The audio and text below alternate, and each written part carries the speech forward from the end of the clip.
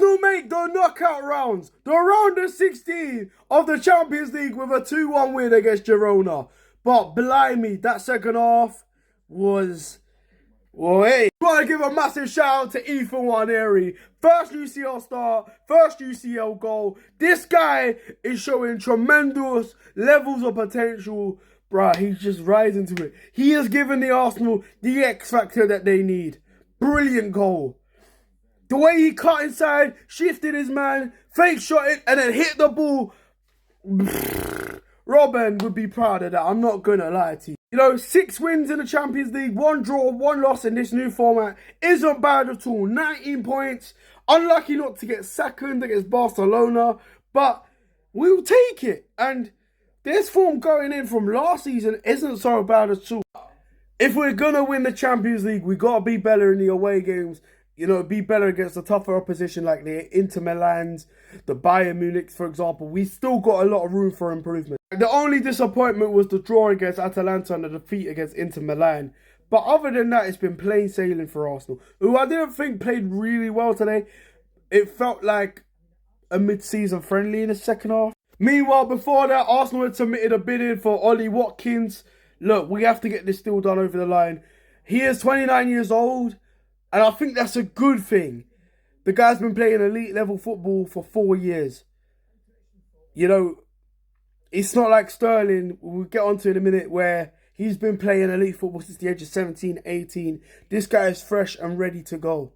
It was a modern professional performance from the players. We went a goal down, some silly defending from Partey, Kivior and Neto, who I don't want to see in goal ever again for Arsenal. In goal, he never gave us a big amount of confidence, and he was at fault for the goal, running out of his, in no man's land, and even trying to save the ball with his hand. He would have got himself sent off. Kivior playing at right centre-back, making a silly run out of position for the through ball to be played in behind Partey, who, again, lacklustre at right back, off the ball, out of position, but on the ball, he made up for it, Partey, earning us a penalty. Jorginho then stepped up, jumped up, slotted it in. Good finish. Good performance from him. Look, he's aging a bit. He's played football in elite level for a while now. And you can actually tell with the experience. He tied out towards the end, but it wasn't bad. And Nwaneri stepped up. Brilliant finish. Trossard laying him off. People thought he was going to shoot. Nah, feint, shot, goal. And it was a brilliant finish. The second half happens. It wasn't great at all. There was a lot of fouls in the game. Girona had the goal disallowed by semi-automated offsides. I don't know why the referees over in England don't want to input that, given their controversies. If they had put in semi-automated offsides, I think everybody would be shutting up about the levels of corruption, but here we are. You know what? Credit to the referee. Whenever he needed to give a yellow card, he gave a yellow card. Sterling had dived, and it was a yellow card. No Arsenal fan will be complaining. You know, like I said, the Calafiori had a goal ruled out for offside. Fair decision. Unfortunate for the Italian. Fair decision. Girona had a goal ruled out for offside and it was a fair decision. There was a handball given. Fair decision. Couple yellow cards for both teams. The referee ran the game well.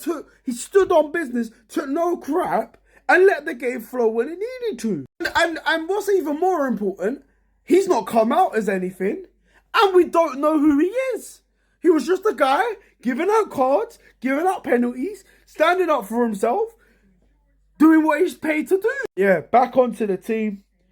Onto Raheem Sterling. Last minute of the game, he has a penalty. It's saved. A player out of confidence, trying to win a penalty, getting a yellow card for it, trying to beat past his man, be as unpredictable. But in my opinion, this is a player that is done at the top level. A player that's done really well at Liverpool, at Man City, faded away at Chelsea, had a big chance to impress at Arsenal. It's slipping away at this top level. And I wouldn't be against Arsenal terminating his loan contract, and Neto's, by the way, to be fair, getting a new goalkeeper and getting a new winger in. Actually, that would be necessary for us to win a league title. And it wasn't even that he was bad, Sterling, but I could just tell the level, he's just not matching the levels that what Arsenal putting up with what Nwaneri's putting up with, what Miles Skilly's putting up with when he came from. Yeah.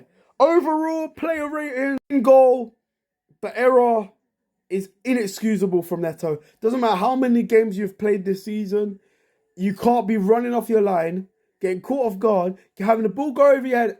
You're out of the box and you're still trying to save it with your hand. I think the second half was a little bit better. I'm going to give him a 3 out of 10. On to Partey at right back. You know what? Didn't do bad. Came off at half time for Timber. I'm going to give him a 7. I thought he won the penalty well. He was on the ball. He was pretty good. But my problem with him, he's not a right back. He knows he's not a right back, but he's not playing as a right back. He's out of position all the time whenever we need him to defend. But when he was on the ball, he was causing havoc and earned us the penalty. So I think a 7 is fair. Kivior, I give him a 5. You know, trying to be aggressive, but at fault for the goal as well. Done okay in the second half. Then you go on to Gabriel. So, you know what? He ran a bit forward too much. He was a bit too aggressive for my liking. Conceded a couple of too many fouls. But again, he stood on business. I'll give him a 6. Not his best game. Calafiori, unlucky not to score. It was a good finish.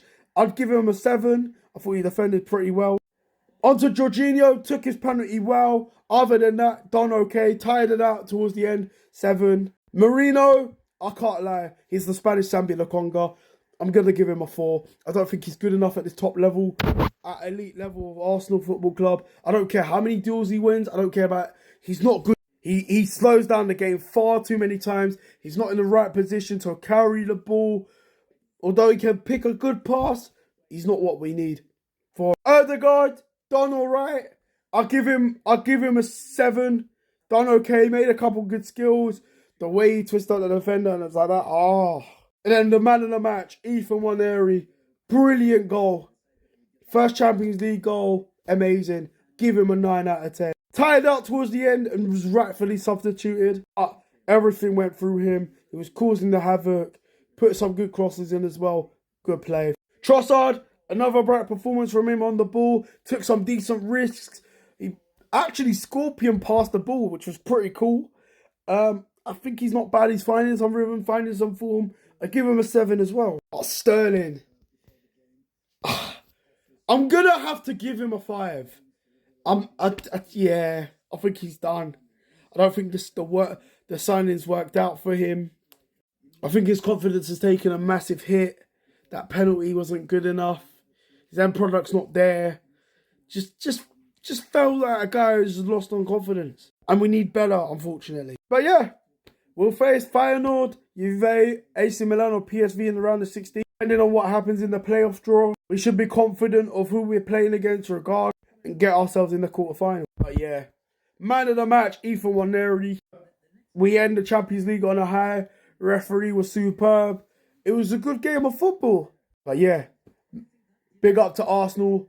19 points from 8 games. We take that on to the knockouts we go. Come on.